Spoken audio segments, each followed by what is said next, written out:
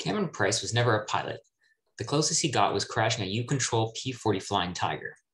As a Hamiltonian, he would always attend the annual Father's Day Hamilton Air Show at Mount Hope, where he once saw the Golden Hawks perform in the late 1950s. This lifelong love of aviation has continued to this day with his research into Cub aircraft, a topic that has never fully been covered. He has stressed collaboration as the key to his success in uncovering all the pieces of this historical puzzle. Please join me in welcoming Cameron Price. Thank you very much, Kyle. Thanks everybody for joining. My first airplane flight was in 1955, and this helped to inspire my lifetime interest in aviation, as I'm sure it did to many of you. About 5 years ago, I actually saw a yellow Piper Cub at a nearby aerodrome close to where I live, and it certainly brought back these memories. I was actually able to contact the widow of the pilot who I flew with in 55, and she informed me that I flew actually in a Piper PA-11 Cub Special. What was interesting about our conversation is that she's the one who told me that her husband and his brother went to Hamilton in 1947 and actually learned to fly at the Cub Aircraft Flying School, and actually ended up buying a Cub aircraft from the factory. This surprised me. As Kyle had mentioned, I was born and raised in Hamilton, and I knew absolutely nothing at all about the fact that there was this company or its location. So it actually started me to start looking into this. I was searching the internet initially, and there was actually not very much written. I did find a Wikipedia article, very short, with a picture. And from that, I actually learned that the company's name was Cub Aircraft. And I started doing further research and did actually locate a few people who had actually owned these aircraft. There's numerous people that have actually been extremely helpful in this research project, and I'll bring up their names as I share the information that they've actually given me. As Kyle said, really the key to the success of this project has been collaboration. And as you can see on this slide, I've coined an acronym called Cub Cochrane Collaboration. The background for this slide actually was from a Library and Archives file that I acquired from a letter written in 1936. And I certainly thought that it was very representative of this talk. Now, the strangest thing is, less than 2 weeks ago, I was actually searching and found a Polish Facebook group that actually had a picture of a letterhead that was actually taken from the Taylor Aircraft Company. And this was done several months before the other letter that I showed you. So what happens with this project is it's only as current as the information I have. And I really do encourage and solicit everybody that if you do find anything in this presentation that you feel is incorrect or you could add to it, please, by all means, I would love to have more information, pictures, personal accounts, family mementos, you name it. And I'll be bringing up a lot of these in this presentation. This is the name of my project, Forgotten Cub Aircraft, and you can reach me at cam@Forgotten Cub Aircraft. So the title of the presentation is Cub Aircraft, Canada's Flivverplane, 1936 to 49. What I'm going to do is focus primarily on the early development of the Taylor J2s that were imported, assembled in Hamilton. A lot of this information was actually very, very sparse.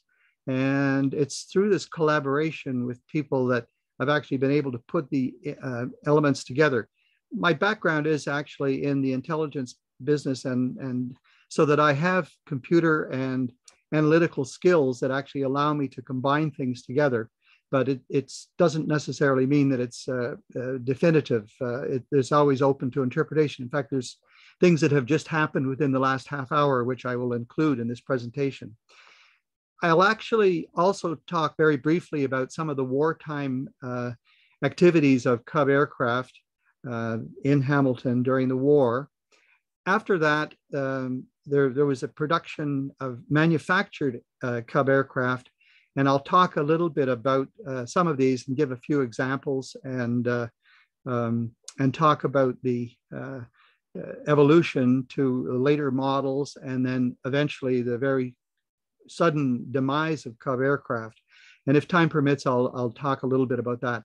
One of the interesting things I'd like to really present at the end of this presentation is a very significant historical find that I actually came upon, and actually was a lot of the information is actually included in this presentation.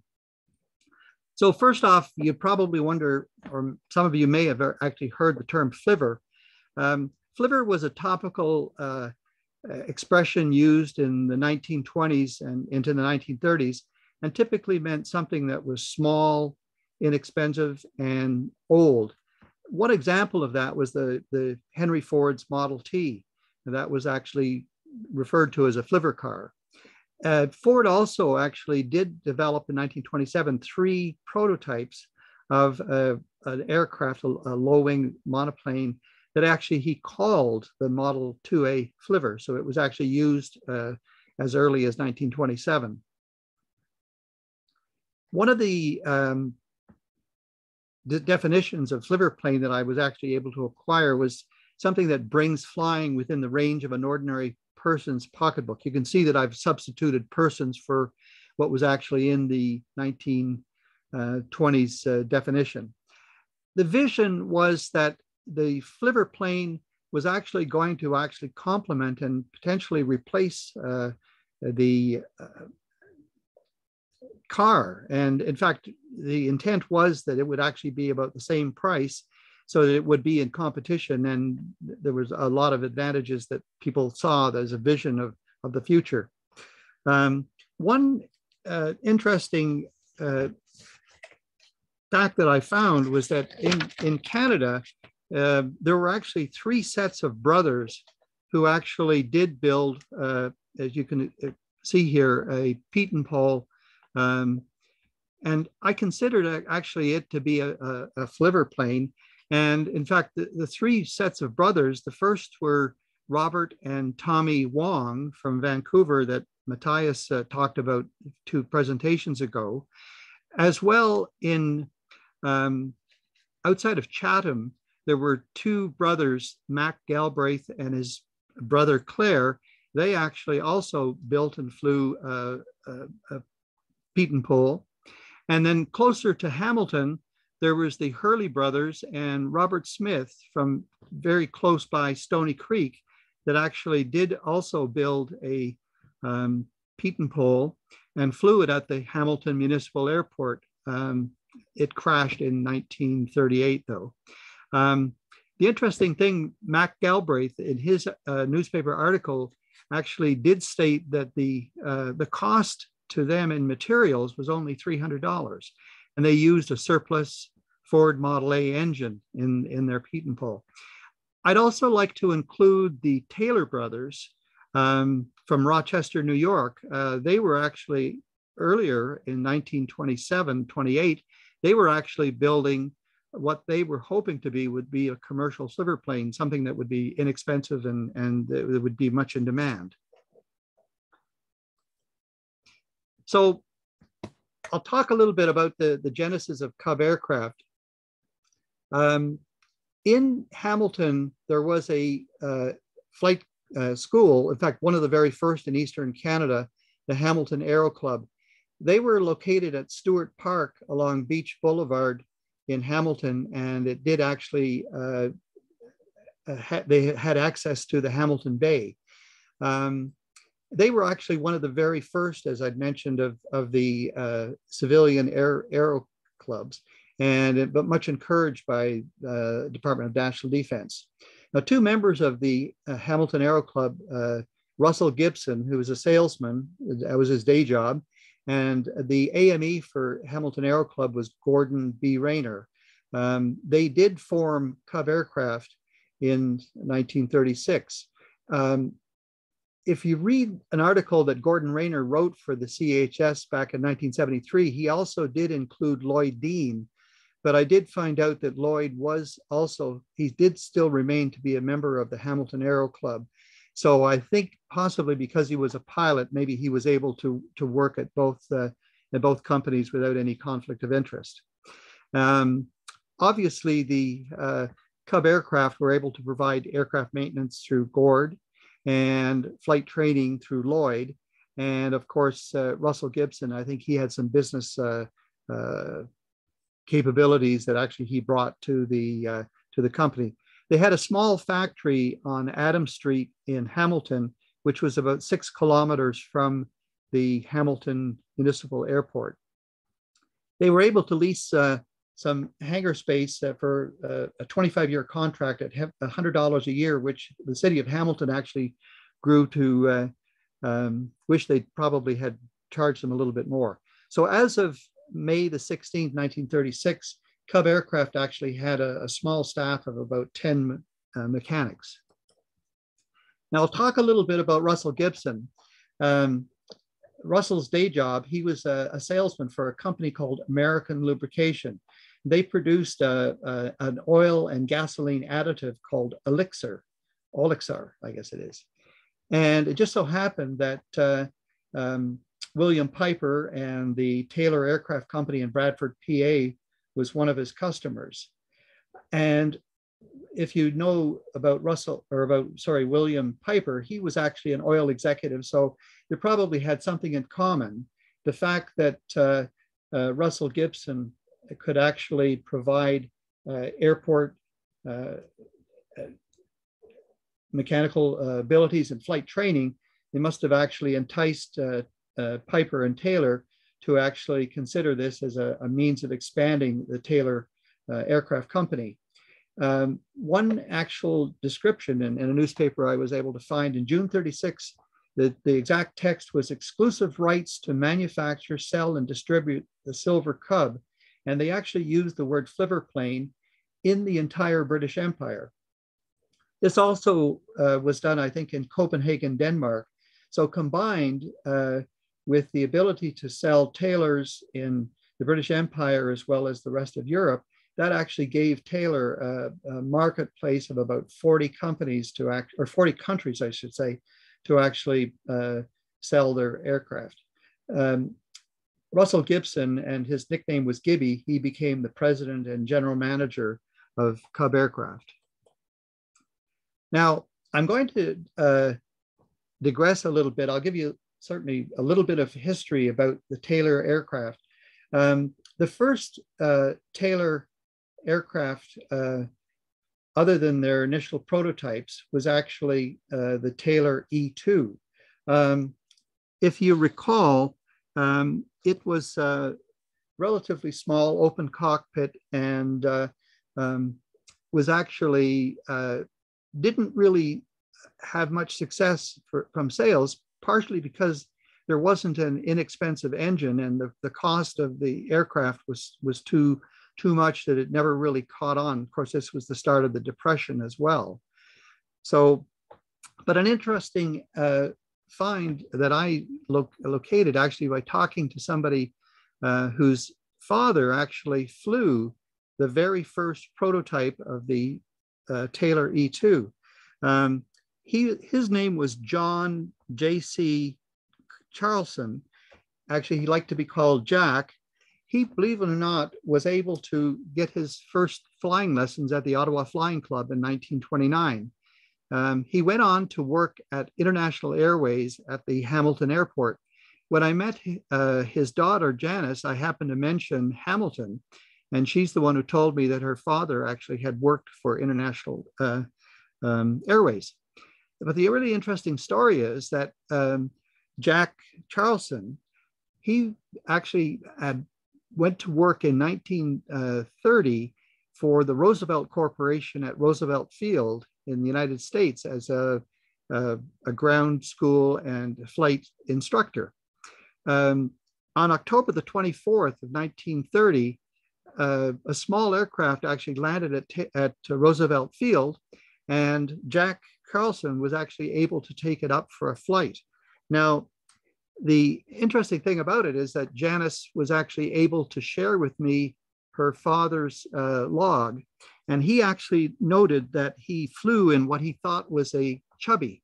I think what he was confusing it with was the earlier Taylor prototypes were called Chummies. Now, this particular aircraft, it was the second engine that they put into the very first prototype, and it was constructor number 11. It actually used a two-cylinder inverted engine called a Brownback Tiger Kitten.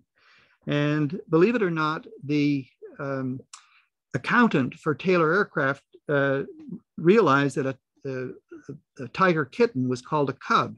And that's how actually the word Cub got associated with the Taylor and eventually Piper aircraft. The interesting thing also was that, of course, this engine was actually not put into production. The problem was it was actually the engine that was in the second prototype, the one that Jack flew, was actually a 9-cylinder French engine, radial engine called a Salmson. And unfortunately, it was very expensive, and it was also metric. So they didn't go through with that. In fact, it was about that time that Taylor actually went bankrupt. And if you know the story, Mr. Piper ended up buying the company. Most of the details that I'm getting are coming from Peter Bau's book, Piper Cubs. And the fact that I can validate the flight log with Janice of her father actually does sort of give a lot of credibility to this. So the Taylor E2 did evolve. Actually, there are 3 that were imported into Canada, and the oldest one, CFANT, is actually still being flown by the Tiger Boys out of Guelph. And it is the original airframe, the Taylor E2. Now, one of the problems, I guess, was that Clarence Gilbert Taylor, he was the engineer for the first Taylor aircraft. He was actually a partner with William Piper, but there were some problems. He actually became ill, and in about 1935, they hired a new engineer. His name was Walter Jamineau, and I believe that whether this was a progression of the model numbers or whether the J actually stood for Jamineau is still up for debate. But anyway, that was the origin of that aircraft. And that really, when you think of it, it actually only surfaced in about 1934. So 36 for Cub aircraft, you can see they were actually using a fairly recent aircraft. Now, the very first imported Taylor J2 into Canada was actually imported by a private citizen. His name was Gould from Woodstock. He was a member of the Hamilton Aero Club. Now, the reason I say that it is involved with Cub aircraft is that Russell Gibson was the person who actually registered the aircraft and got the civil registration AYY, CFAYY. And he did this under a letterhead that said American Lubrication. So he really hadn't even formed Cub aircraft yet, but he was getting involved, probably because he knew how to deal across border. This Mr. Gould, he actually went to Bradford, Pennsylvania to try to actually purchase the plane directly, but I guess there were some difficulties and delays and he wasn't successful. So that's why I think he actually started to get involved with Gibson and to be able to actually do the import. Now, some of the problems that happened, this took a fairly long time to occur, because in 1936, William Lyon Mackenzie King actually in June of 1936 announced that the Civil Aviation Branch would no longer be part of Department of National Defense. In fact, it would be moving to a new department called Department of Transport. Now, that didn't happen until November of 1936. And one of the difficulties when they imported this completed Taylor J2 was that they were wondering, well, how are we going to get the certificate of airworthiness? Because there was nobody here that had experience. This was the first imported into Canada. And there was actually a lot of back and forth because it was sort of nobody really knew the proper procedure. Eventually, the Department of Commerce in Washington, D.C. was able to supply the certificate of airworthiness, and the Civil Aviation branch that was still part of D&D must have accepted it. So this actually was the origin, and the C of R was not registered until May. Now, the interesting story about this is that Mr. Gould actually had paid for about $1,400 to import this aircraft. The reality was that he was charged almost an additional $500 in levies and taxes and tariffs and whatnot. So it became fairly expensive for him. Now, within 2 weeks of him owning this aircraft, he was a member of the Hamilton Aero Club and had to drive all the way from Woodstock to Hamilton in order to fly it. He was taking up an individual who was the friend of somebody at the Hamilton Aero Club, and the person got airsick and asked for Mr. Gould to immediately land. Well, when he did land, it actually did do some damage to the aircraft. Also, when it was investigated, the crash, they realized that Gould was not certified to actually take passengers up, so they suspended his license for a full month. While he was under suspension, the aircraft was actually stored at Cub Aircraft for repair, and Gord Rayner was the actual AME who did the repairs to this aircraft. One other interesting fact I uncovered was the cost of a propeller. They had to get the replacement parts from Bradford, Pennsylvania. It's hard to believe, but the cost of a Cincenich 72-inch propeller back in those days was $22.50.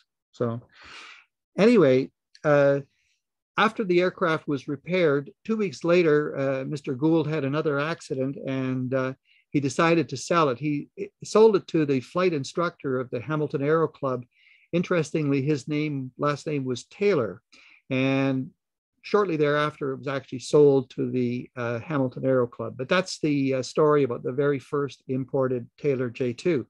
You'll notice this picture, it actually came from the Jack McNulty collection. Actually, that is a person who's provided a tremendous number of photographs that I've used, and including his son, Gord, who I believe is in this conversation, or in this presentation. So there's a lot of interest that I have in these artifacts that have come from the Jack McNulty collection.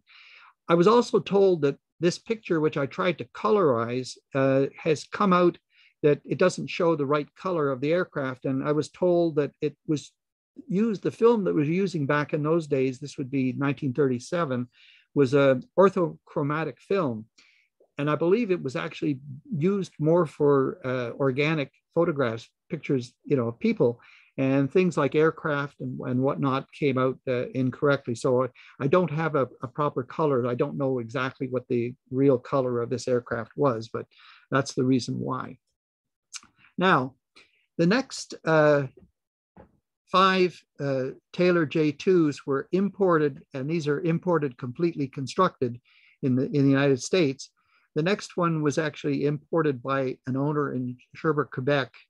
Shawinigan, Quebec. And the next one is the very first one specifically imported by Cub Aircraft, and that was CFAZK. And you'll see the date that it was imported.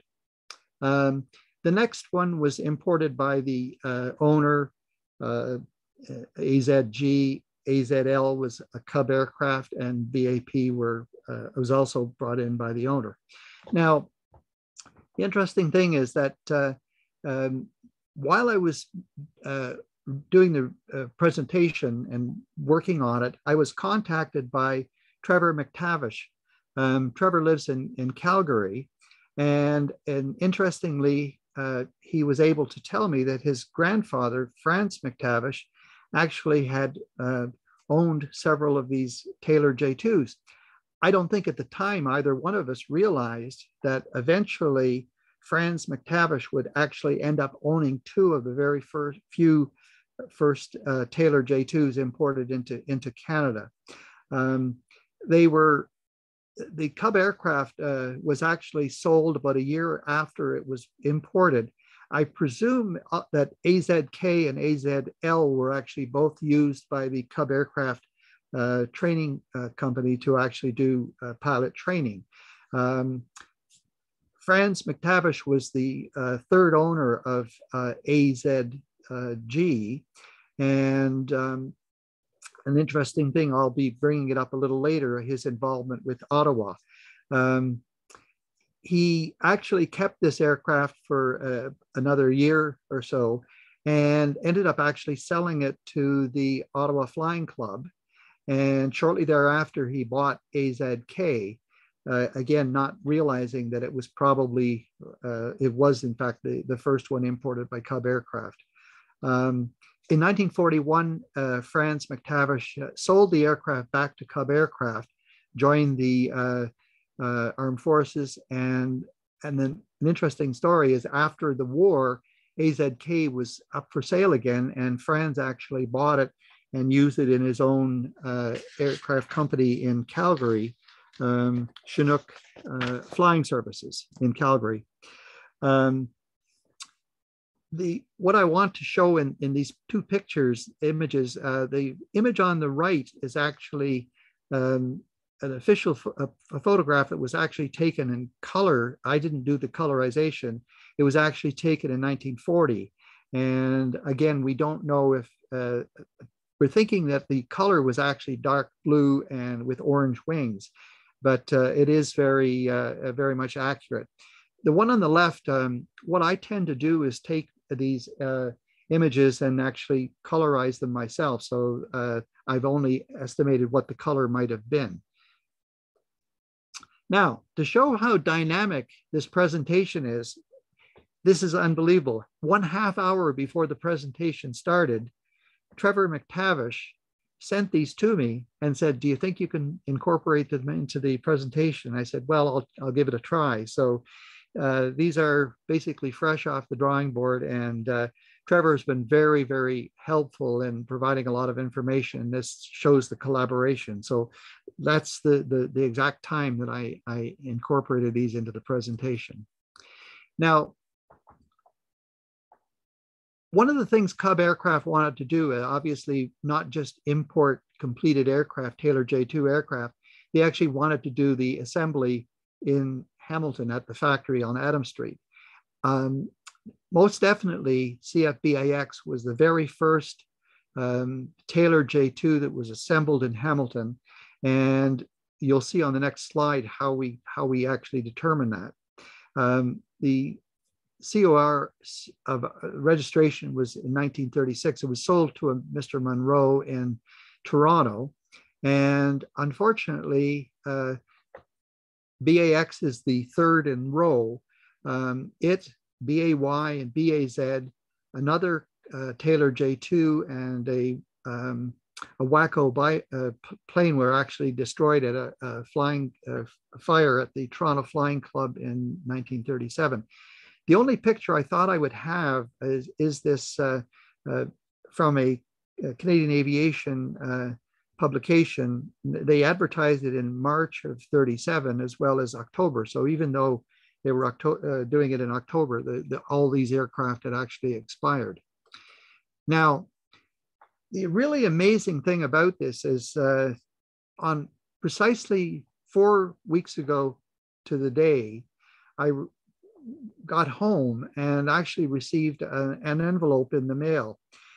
Envelope was actually sent to me by Larry Milbury. Now, Larry has been so instrumental in giving me information, which has actually allowed me to do my research and pull things together. Inside were pictures of other Cub aircraft that I can certainly use in my project, but there was one negative. Now, on the left, you can see the actual picture of the negative, and Larry himself didn't know exactly what the negative was. Now, one of the things that I've been able to do is to take negatives, change them into digital images, and then I do the colorization. And lo and behold, it is a picture of the very first assembled Cub aircraft, CFBAX. or Taylor J2 precisely, probably landing in Hamilton. So very interesting. And coincidentally, that same day, I actually encountered this index card. It actually tells the history of BAX. You can see it's a Taylor J2 Cub. The constructor is Can Cub, which I guess stands for Canadian Cub. The constructor number is C-838. All of the Canadian assembled Cub aircraft or Taylor J2s actually had the C designation with the constructor number. Initially, it was thought that it had a 37 horsepower Continental engine. In fact, it was 40. And the picture at the factory was the picture that I'd showed you a few slides ago. Actually, the only one I thought existed. This indicates that it was sold to a Mr. Monroe, TO, Toronto.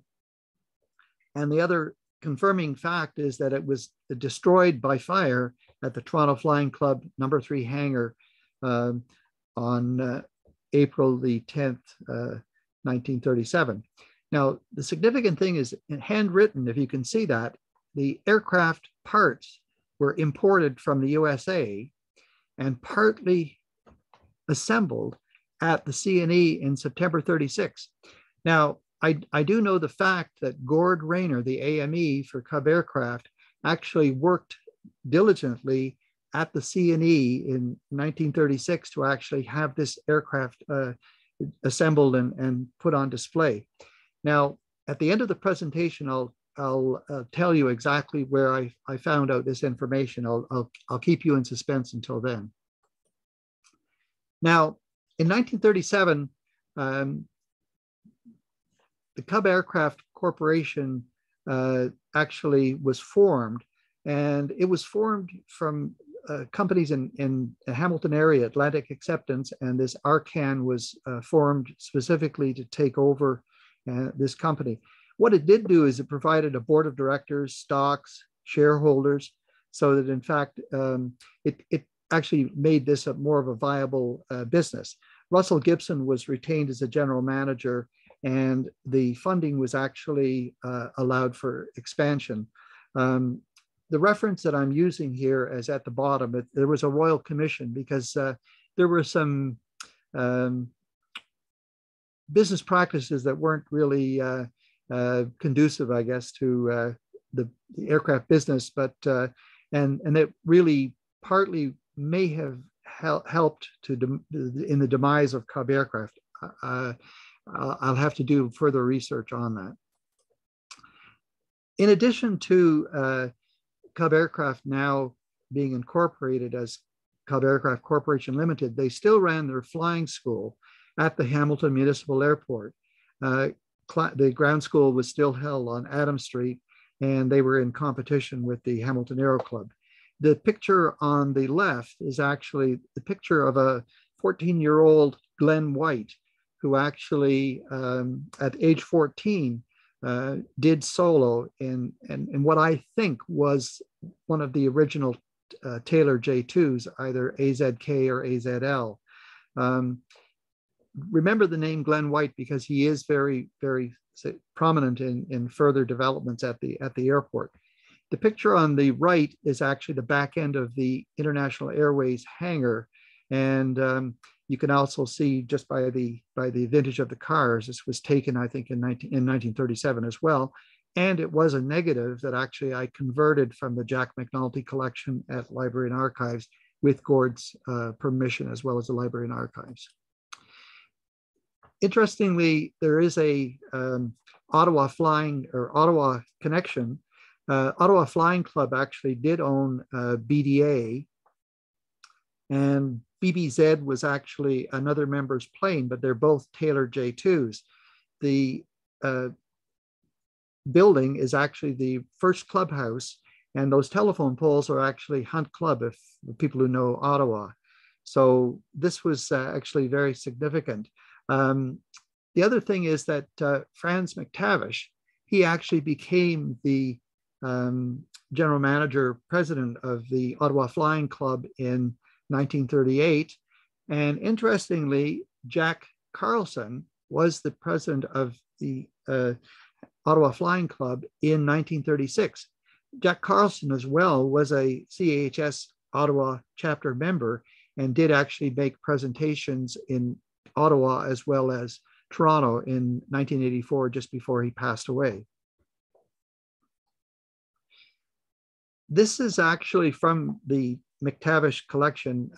Again, Trevor McTavish has shared a tremendous amount of information, and inside were the brochures from the 1938 Flying Club, Ottawa Flying Club. And the interesting thing is this quotation: anyone having enough average intelligence and ability to learn to drive a car can easily learn to pilot one of these little planes. So again, it's still proposing this Flivverplane concept where it would be just as easy to fly a plane as it would be to drive a car. In fact, at one point, people thought that you would have a garage for your car and you'd also be garaging your Flivverplane directly beside it. So interesting piece of trivia, also related obviously to Ottawa. Another interesting thing is within a few years, by 1938, these planes were actually starting to become very, very popular. And this was a piece from the Toronto Star about an armada of 40 of these planes from Canada and the US. They actually gathered in Hamilton and flew all the way over the CNE to Barker Field. The ribbon on the right, and I'm wearing it actually when I do turn on my video at the end of the presentation, you'll be able to see it. That actually came from a wonderful person who's actually attending this presentation as well, 97-year-old Bob White. Bob is the brother of Glenn White, the person who you saw in the picture. The both of them actually would go to the Hamilton airport as teenagers and actually volunteer, and they would get flying lessons and helped out. Bob told me that this yellow ribbon was actually the entrance fee to this event. You can see the people milling around, and so that this is really a very historic piece that I'm wearing, well over 80 years old. The next day, they actually had another article in the Toronto Star, which actually did mention the word flivver. So 40 Flivverplanes landed at Barker Field and actually showed, I guess, the viability of use of these small planes. Obviously quite an event. About the same year, this is a very interesting photograph.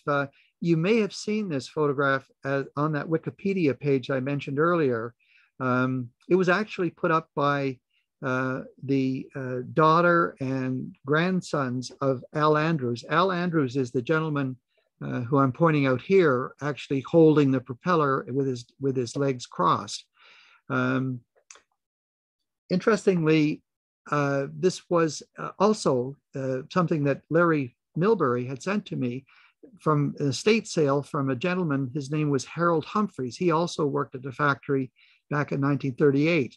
And Harold actually had started to document the entire the workforce and had all of the names of the people and their actual positions and what they actually what they were responsible for. The interesting thing is at the back here is Mac Galbraith, the fellow who built the Peaton pole outside of Chatham, and a number of other people. Russell Gibson was the president. And the difference between this picture, other than it being colorized, is that you see the Mickey Mouse hands behind Russell Gibson. That's a fellow by the name of McGurk. Now, Al Andrews, when he actually took this picture, he actually had the hands edited out. So this is actually the Harold Humphreys version of it, the original document, which I've maintained the hands. So I think it's very significant. So with the funding, it became evident that they needed more manufacturing facilities. And in 1938, they did announce that they would be building a new factory beside the the hangar that they were using at the Hamilton Municipal Airport. That's a picture of Russell Gibson, and the lower picture is the construction. Although it was supposed to start in the spring, it did get delayed slightly. So in July of 1940, in the Hamilton Spectator, there was this picture.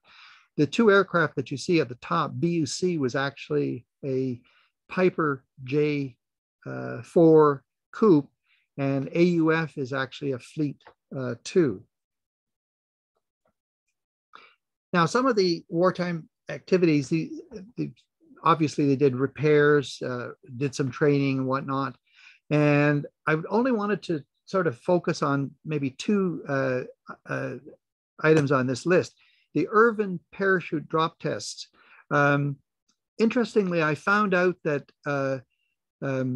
J. Omer Bob Norrie, who actually invented the Norrie craft that was actually flown at the Ottawa Flying Club in 1940, he was actually hired by Cub Aircraft in 1942 to actually become an executive B&D engineer.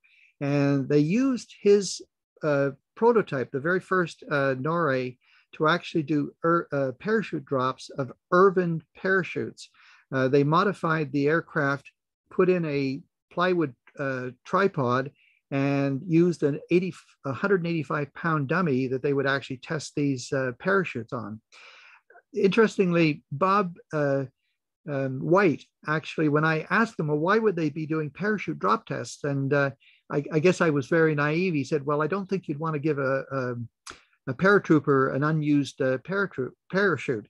And I could relate to this. My father was actually a member of the 1st Canadian Parachute Battalion, and they were dropping from 500 feet and they only had one chute. So I'm sure my father would have appreciated the fact, knowing that his parachute had been tested beforehand. One of the other issues was a lot of repair work and the difficulties they had. This DOT repair of this Waco was actually started in, I think, in the spring of 1942, and they ran into difficulty getting parts. Fleet Aircraft in Fort Erie was actually the distributor for Waco parts. They couldn't get them, and for a while there were constant back and forth between Hamilton and Fort Erie, trying to find out why Fleet was not providing the parts that were necessary. Well, the reality was the parts were still being used in the States, and they were not available. Of course, Department of Transport was eager to get this plane back in the air, and they kept going back and forth. So it's very interesting to read in the 5008 files at Library and Archives, the letters going back and forth. Eventually, they ended up having to actually take a crashed Waco DTC, and actually that's how they got the parts to repair it. And it wasn't until November of 1942 that they actually were able to deliver this back to Department of Transport. The staff at that time for Cub Aircraft grew to 250. So it was really quite a going concern, and they were actually making money and learning a lot of skills. Now, at the end of the war, obviously Cub Aircraft was in a very good position to actually start to manufacture aircraft. So we went from importing Taylor J2s to assembling Taylor J2s and later Piper aircraft. Now they're actually starting to manufacture these in Hamilton. And this is, again, something that I was not aware of. The very first aircraft was CFBUO, constructor number 101C. So all of the manufactured Cub aircraft had this designation, the numerical number followed by the C. This was actually flown on October 31st, 1945, and was christened Miss Winnipeg. There's actually a video reel that you can actually see the entire presentation. In the background is the new hangar. To the left, you can actually see the SO gas building and also the curved structure of the International Airways hangar. So obviously the Cub aircraft was production ready. They had the skills to do the construction, the welding, the fabric work. The CFBUO was actually the first civilian aircraft manufactured in Canada post-Second World War. Russell Gibson also started 10 dealerships across country. Orville Pulsifar in Waterville, Nova Scotia, Curtis Reed at the Cartierville Airport in Montreal, Levens Brothers at Barker Field, Kepler Aviation in Calgary, and Coates Aircraft in British Columbia. Certainly the expectation was that these aircraft would be used for pilot training or people that were or pilots who were returning from the war. This was also something similar to what William Piper, he realized that this aircraft would be very suitable for training pilots. And actually that was the primary interest. And of course, I guess it was like a field of dreams. If you build it, they will come. So they certainly had a lot of expectations. Piper Aircraft actually was also did give the rights to Cub aircraft for sales, exporting, maintenance, and parts. Now, one thing I've not been able to find out is that I don't think that any aircraft either assembled in Canada or manufactured were ever exported to the British Empire. I just have no records of that at all, nor do I have any of the official documentation. I guess it just never survived. This is a really very interesting, again, this Dave and James Yates actually shared this picture, and actually their father is Eddie Yates. Eddie is the person who I'm pointing out here, the second row, fifth from the left, with the blue t-shirt or sweater on. And this was the company as of the fall of 1946. I put that date on it because of the aircraft. I know the dates that these aircraft were being produced. So EES was one of the very last of the Cub aircraft that were still painted in the Lock Haven or Cub yellow. They were starting now to actually change the color scheme to make them look very similar to a PA-12. And that happened around serial number 221 or 223. In this picture, I can only see about 89 people. So the company actually downsized, but the expectation was that they would still be continuing to expand. The interesting thing is this 1946 was probably their most profitable year of building aircraft and selling them and training pilots. You can see also in this picture, the floats that are hanging from the ceiling, those are actually Woolham plywood floats. So many of the Cub aircraft that were sold did come with those floats. Interesting thing is that Eddie Yates, as an employee, he was also allowed to actually learn to fly and get his private pilot's license. Eddie, actually the last flight that he had, and James shared it with me in his flight log, was actually 215C EEO, which was the plane that the pilot that I had flown with, that was his first Cub aircraft that he bought in 1947. So it's interesting. This is very typical of the Cub aircraft of the time. CFDGO, I call it Dr. Go. It was owned by Dr. Walter Woodrow. He was actually known as the Flying Doctor of Aurelia, and his grandson, Thomas Woodrow of Aurelia, actually shared these with me. This was an original color photograph. Most of these aircraft, they had the 72-inch Cincinnati wooden propeller. All Cub aircraft that were manufactured in Hamilton all had just the 65 horsepower Continental A65.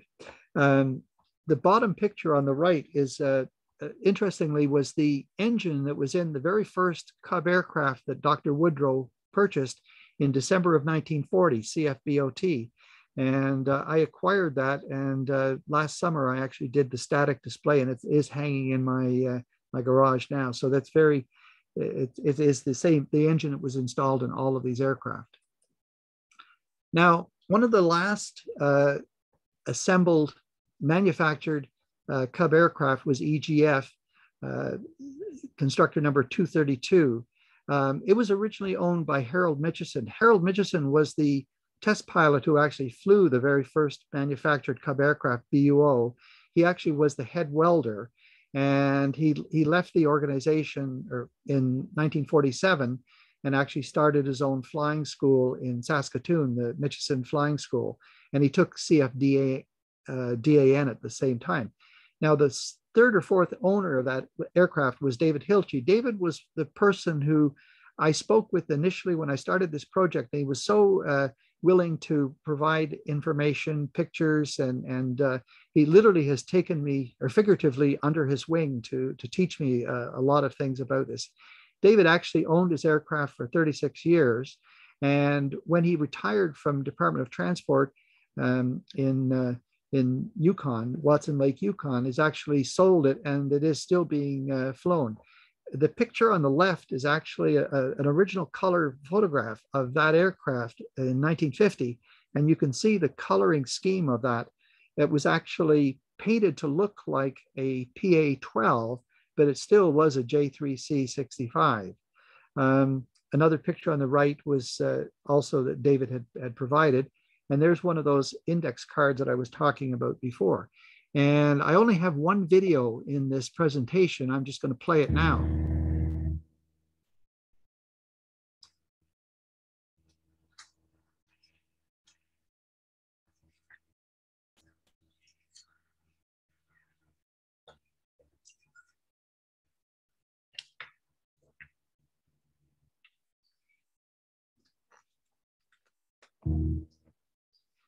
Now, the next series, only the last 16 Cub aircraft that were manufactured in Hamilton were actually given a new designation. It was the L4B Prospector.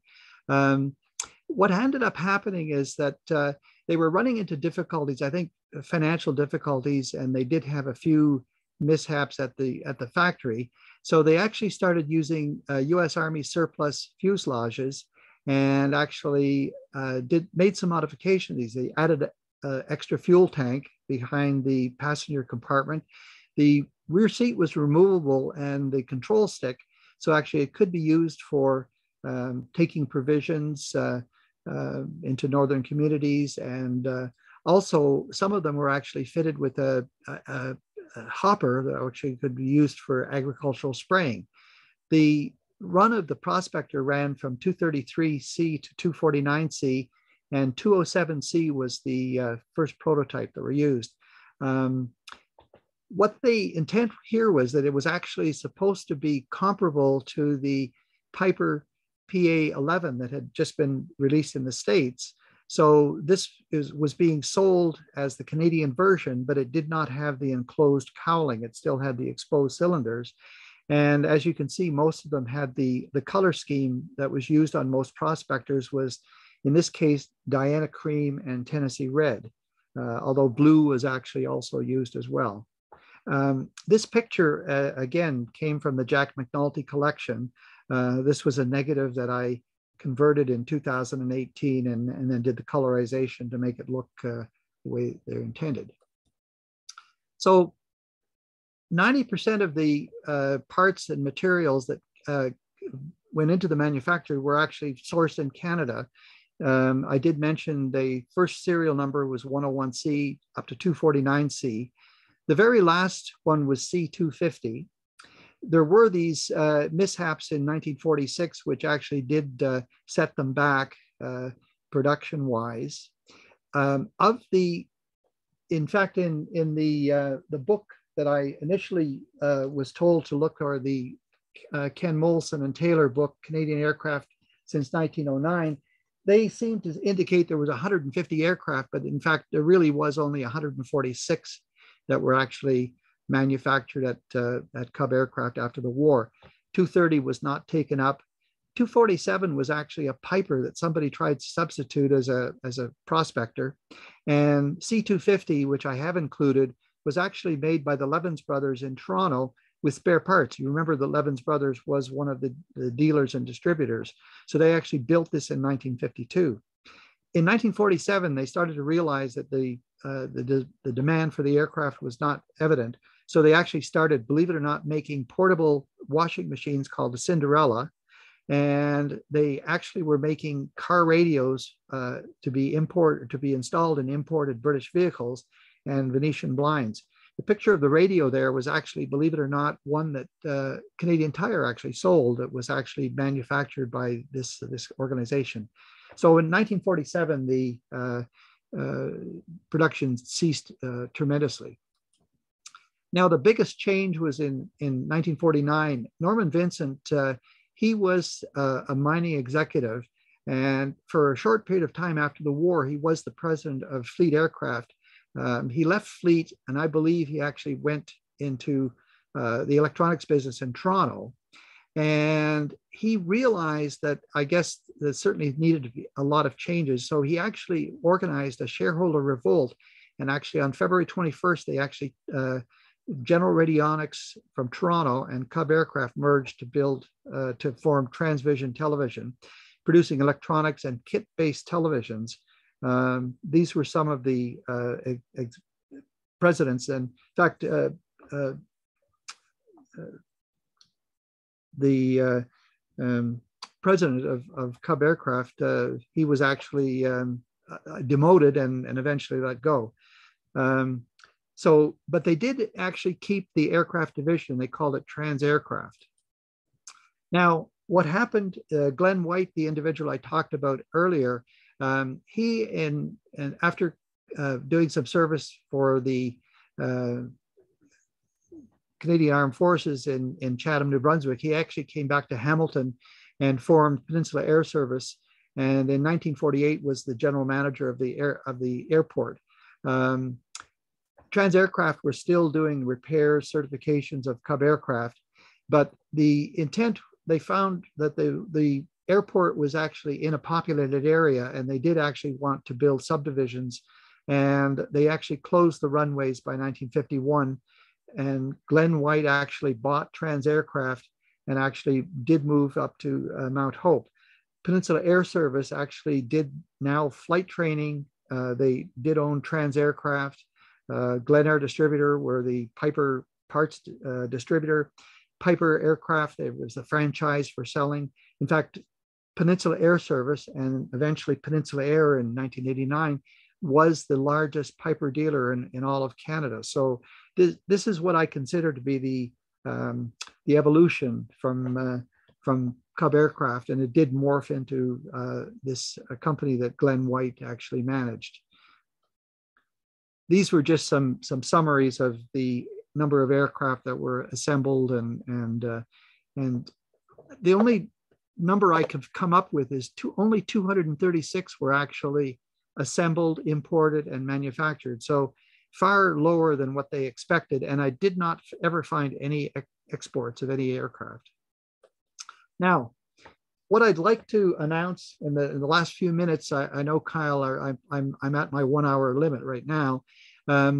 Exactly a month ago, I was actually allowed to go to the Canadian Aviation and Space Museum and actually review and find the John R. Ellis Canadian Civil Aviation Register, all of his material, 21 banker boxes full of books, photographs, reels, microfiche, you name it.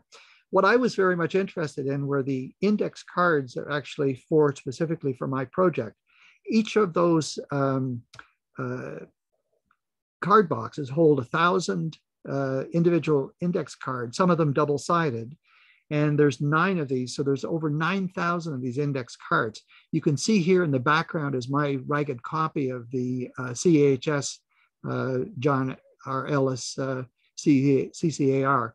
And here is the actual card for that Mitchison David Hilchey aircraft, the Mitchison, the last J3C-65. So that's the announcement I'd really like to make, is that I've actually located this. And one of the things I actually, while I was there, I asked for permission, and the archivist actually allowed me to incorporate this into my presentation. These are the conditions if anybody needs to actually or would like to access this collection. There still are restrictions at the Canadian Aviation and Space Museum Library.